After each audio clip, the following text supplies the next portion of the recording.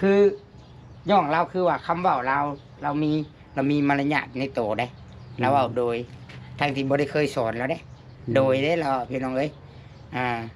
โดย แต่ว่าเว้านี่อาจสิเว้าแบบว่าบ่อันนั้นเนาะเพราะว่าแก้วค่อยเก่งโอ้โหอยู่แมนขอบใจแม่ใหญ่ใจดีจากฝั่งไทยว่าสิใจแม่ใหญ่ใจดีเด้อให้อยู่ในแม่เอ้าให้อีกแล้วพี่น้องดีใจอีกแล้วมีแต่ให้อันนี้เนาะได้ข้าวกินดีใจบ่ต้องให้กินอิ่มพาลูกกินข้าวอิ่มเด้อโดยพาลูกกินข้าวอิ่มกินให้แซ่บบ่ต้องว่าย่านมันเบิดเอากินโดยทุกยากกะยามันแนมเขาจะไปหาลัก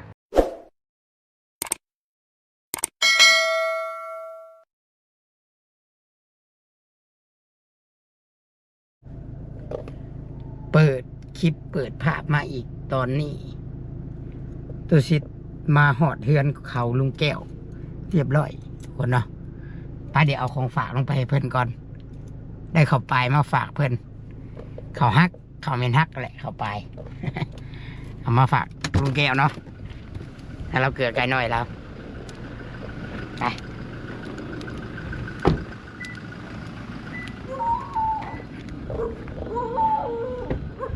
โอ้ได้ข่าวว่าแถวนี้มีเคยไหมบ่มาเบิ่งเคยไหมน้ำกันทุกคนโอ้เรียบร้อยสาระโสดเป็นที่เรียบร้อย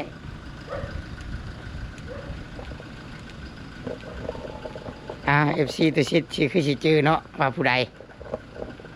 สาระโสดสบายดีน้องละเคยไหมเนาะพอจังดุพวกเก็บหันเก็บนี่ใช้เมียด้วยล้างถ้วยล้างถ้วยผู้อยู่ทางหลังหันกินเห็นบ่ล้างถ้วยนึ่งเขาอยู่คิดว่าน้องอันนั้นคิดว่าน้องช่างเกาะน้องสาวเจ้าน่ะน้องวีวะแมนน้องวีมันไปหน้าเอามาอยู่พี่บ่โดยคนบ้านไหนบ้านตารางบ่หรือบ้านตารางบ้านทางไหนทางคุณบ่จำพรผู้แกงกอกแมนไปพ่อกันคือไก่แท้พ่อกันที่ใช้ตามโทรศัพท์ออนไลน์ป่ะโอ้เมียอยู่ในอากาศได้เนาะพ่อกันทางเฟซบุ๊กป่ะไปเลยกันนัดกันไปเล่นกันนัดกันครั้งแรกไปพ่อกันจะใช้ก็เล่นกันแถวเซโนไปลงไปเบี้ยงเลยนัดเจอกันอยู่กลางทางนักเอาเนี่ยมาฝากลูกแก้วเด้อไว้เกลือไก่เข้าไปใช้น้องจ้อยด้วยน้องจ้อยวะเป็นเพิ่นไปลิ้นที่ชวนมันเอาเข้าไปให้อันสาเต็งอ้อนอีกได้นี่นะแมนมาอีกเลยเนี่ยเอามาให้อีกสอบนึงเอาบุญน้ำกันครับนี่จ้ะโอเคอาจจะเห็นเรียกกันก่อนนิดนึงใช้เมียน่ะเบิ้งไปต้องไปเบิ้งงานไพ่ไม้มาเดินไพ่ไม้ผู้นั้นบ่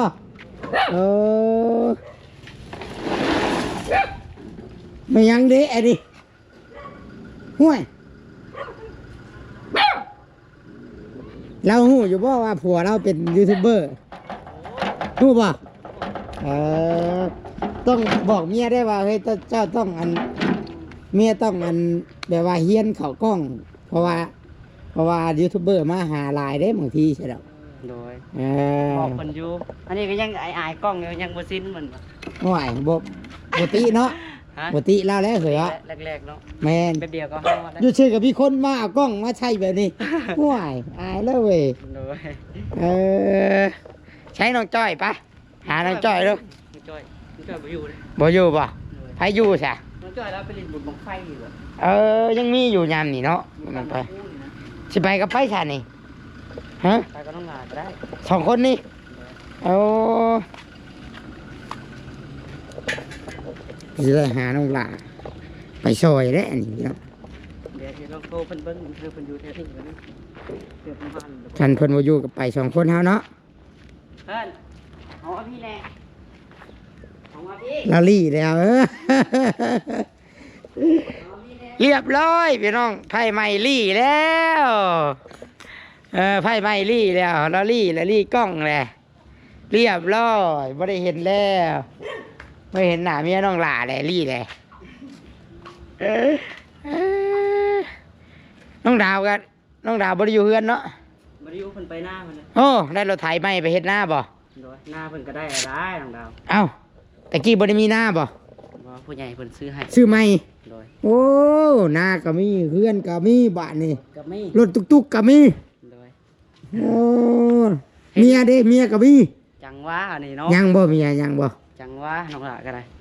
บ่ได้เรายังบ่ได้เอาบ่ยังบ่ได้เป็นพักเป็นพาแบบเจ้าบ่ ยังมันยัง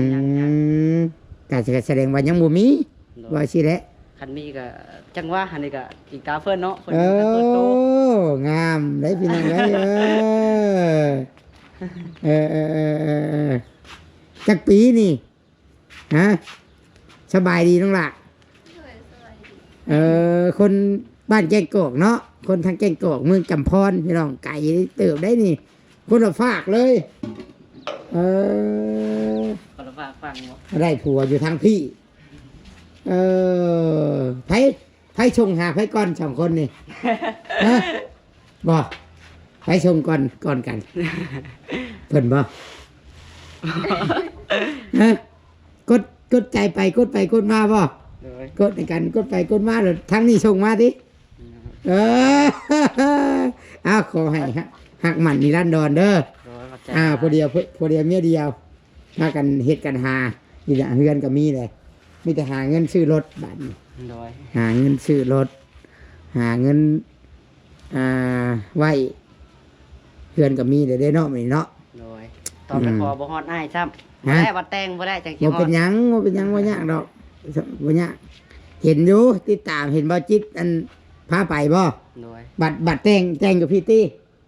ดูว่าสิไปแต่งอยู่พุ่นอีก อยู่พุ่นอยู่พี่เบิดสอง เด้ฮีดพุ่นน้ำฮีดพี่น้ โดย ำจันว่า แบบนั้นมั้ง อืม อยู่พี่ก็เฮ็ดคือกันอยู่พุ่นก็เฮ็ดคือกัน เฮ็ดอยู่พี่มันก็สิเหมาะจันว่าเฮ็ดบอลเดียวเนาะเดินมันกว้างงามคักเด้นี่เป็นบอลไว้เต้นป้าบอลตู้โอ้ยข่อยสิมาเต้นได้มือดอกจ้ะ ลูกข่อยก็ใหญ่เลย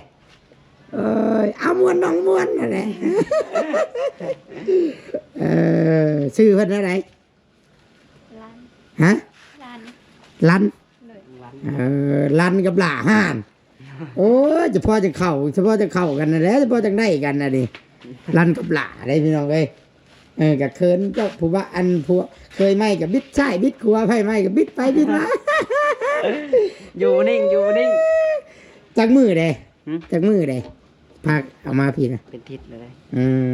มดีใจนำข่อยสิมายืมโตผัวเจ้าไปเวียกก่อนเด้อคราวหนึ่งเด้อ เลย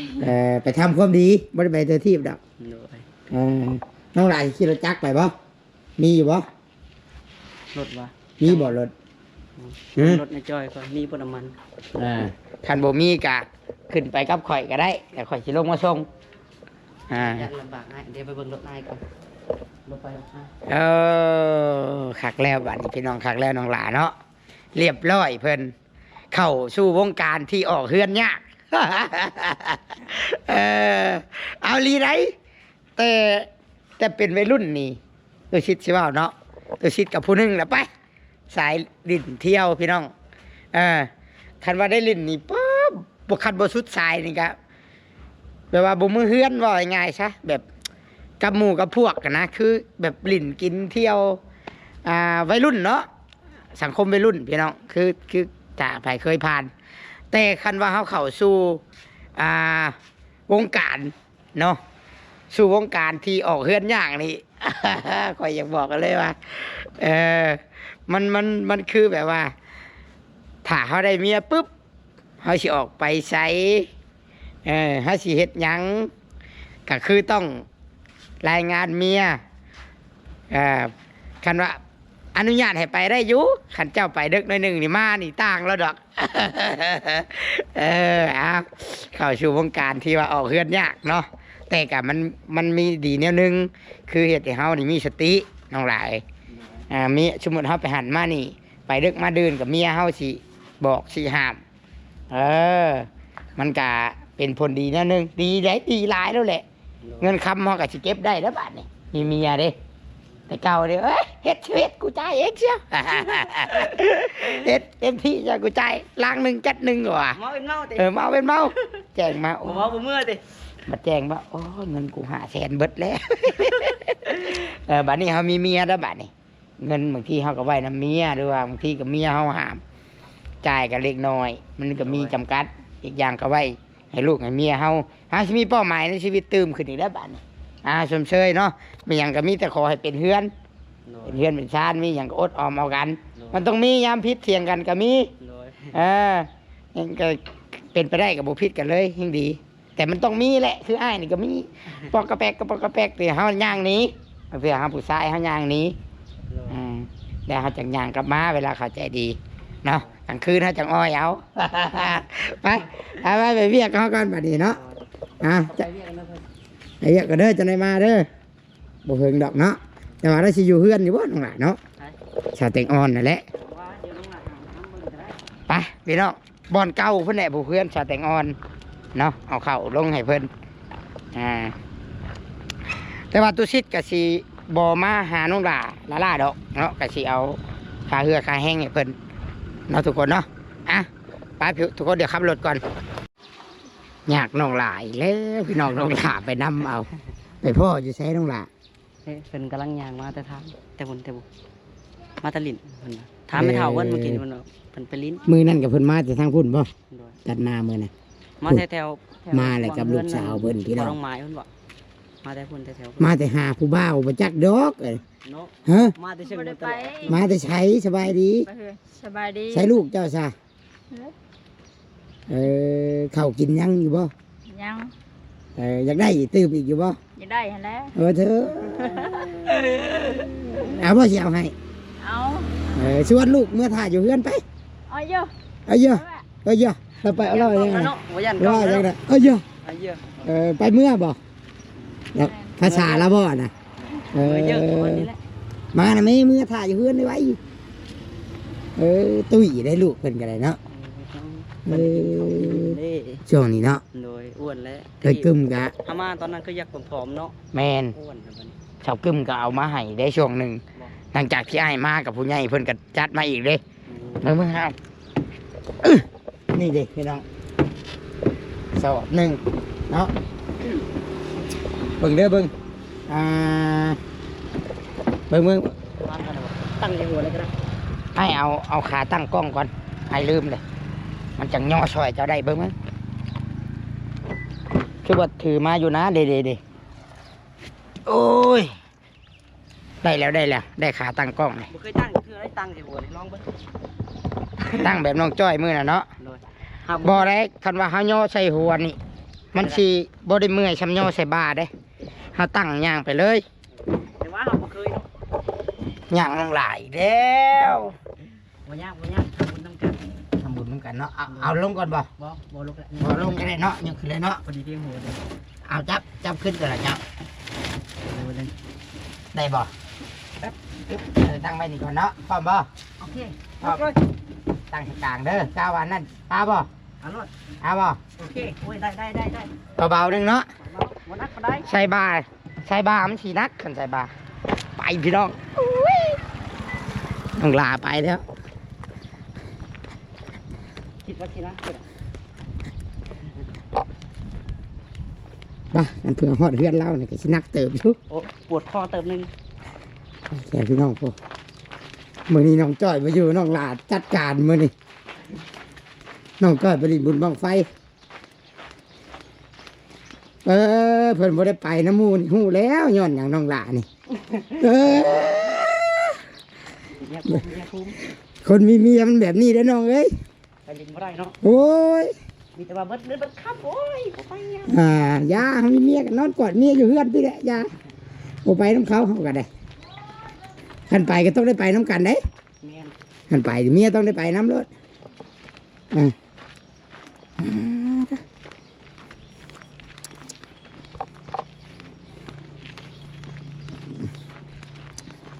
เก่งเลยน้องหลานครับพี่น้องเลยใครแต่ว่าผลบตกเนาะขชันทางยากกันเนาะน้องหลานผู้คนจัดแจง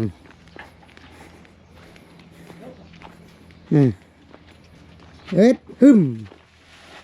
ทางรถต่อเก่งน้องห ป ลา วน ดคอเติมนึง ที่ยับออกมาใกล้ๆกระเป๋าเข้าเจ้าอันนี้ อืม ค่อยขึ้นไปบ่ได้ได้หาเจ้า ระเบียงน้อยเนาะ มื้อนี้มีหอยยิ้มมื้อนี้เนาะพันยังอยู่ว่าเมื่อคืนนี่พันยัง บริพันธ์หยัง ฮะ บริพันธ์หยัง บ่ได้พันบ่ได้คิดพันบ่ว่าสิมีแบบคนรอๆเอาแนวกินมาให้ฮะ เจ้าบริพันธ์หยัง โอ้ยบ่ได้พันยังใช้ลูกสาวได้ลี่เด้ โอ้ ลี่แหละที่เคินที่เครื่องของยังอยู่บ่แน่กิน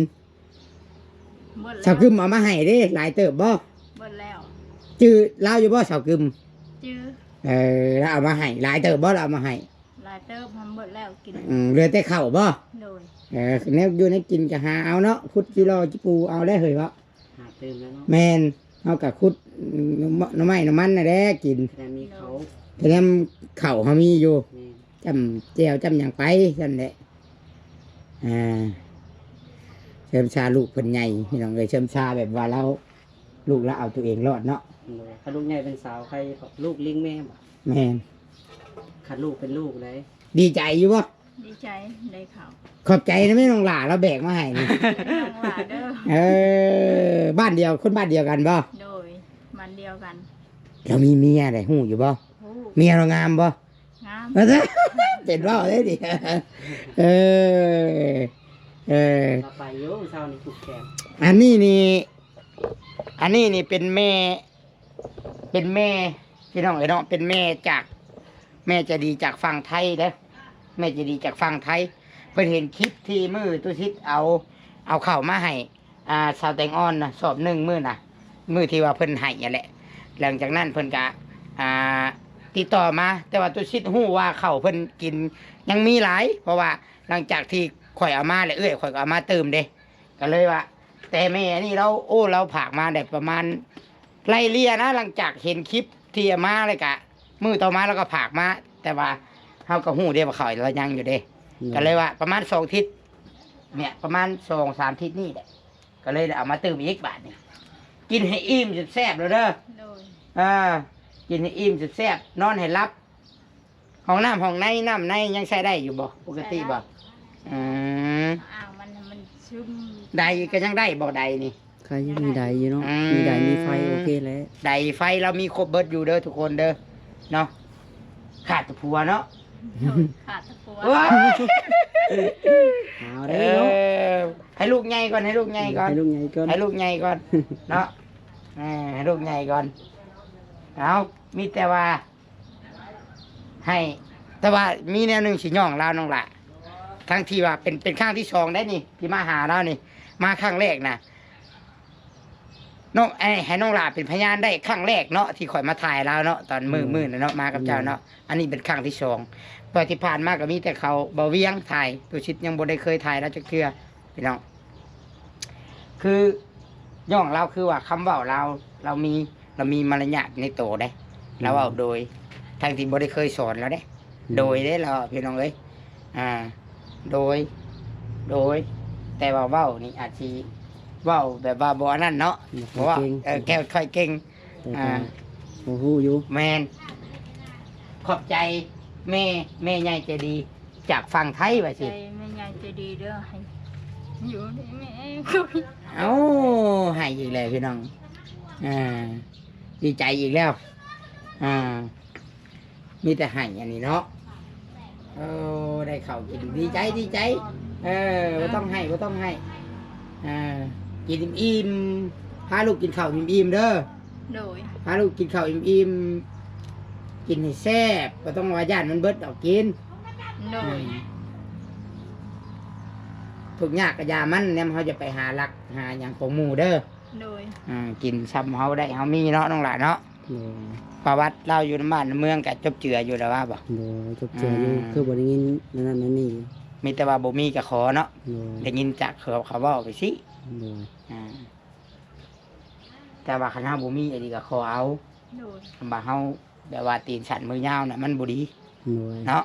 ขอเอาเด้อ โดย ว่าเฮาบ่มีอันนี้คัดชนนี้ก็หรือว่ายืม หรือว่าขอเฮ็ดได้สักคนบ่มีเนาะ โดย บ่มีผู้นำพาไปน้องเอ้ยลูกก็ลี่อยู่ผู้อายกล้องลูกก็ได้เนาะเชมชาลูกใหญ่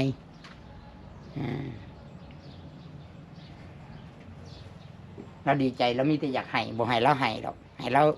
มีหอยยิ้มซะ โดย เอาไปประมาณนี้เด้อมันคำแล้วข่อยเมื่อก่อนเด้อ โดย ข่อยเมื่อก่อนจักชัยหรือบ่กระเจเฮือนเพิ่นก็ได้ บ่ได้ใช่ บ่ได้ใช่นะเนาะ โดยในกระขดแล้วบ่มีเอาเงินชื่อ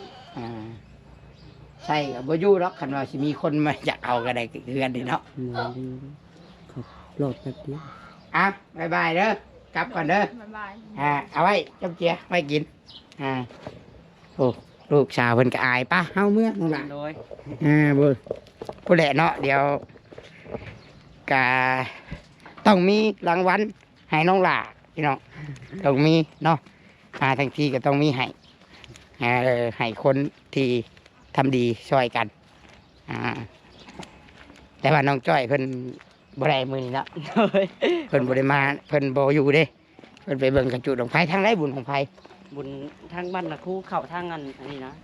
มันมีเส้นทางเขาตอนทางโค้งมันเดือดเด้ พี่มาพี่โอ้โค้ง บนโค้งบนห้องหมอนี่ โค้งเลยเฮาเอาแซกเข้าบ่อนรถอ้อยปีนตะกี้เนาะ โดย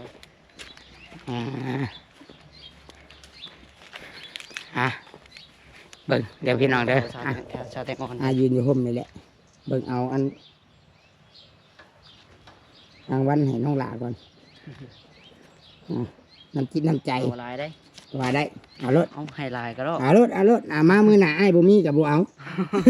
เราก็ได้ให้เอารถน้องหลา เออ อ่ะ เด้อ เจ้ไปเมื่อเด้ไอ้เมื่อก็ได้บัดนี้เด้อ โดย ปลอดภัย ไอ้ก็ขอบใจคือกัน โดย คันว่ามาผู้เดียวก็ให้ย่อนี่ก็เบิดแหละความรอเนาะ คันบ่ได้น้องหลา แต่คือแต่แล้วเนาะ โอ้ผู้เดียว จะไปจับกล้องเนาะ จักสิได้ทายหรือบ่อีกพี่น้องเอ้ย บากอยู่แล้ว สุดท้ายนี่ก็ขอบมุกขอบใจผู้รักผู้ใหญ่เด้อเนาะที่ให้ทางตุชิตและกันน้องๆได้เฮ็ดความดีเฮาก็สิมันเฮ็ดความดีต่อไป แบ่งปันกันต่อไปเนาะเท่าที่สิมีโอกาสได้เฮ็ดเนาะสุดท้ายนี่ก็สิได้กล่าวคำว่าสบายดีได้อพี่น้องบัดนี้ โดยบ๊ายบาย สบายดีบ๊ายบายทุกคน บ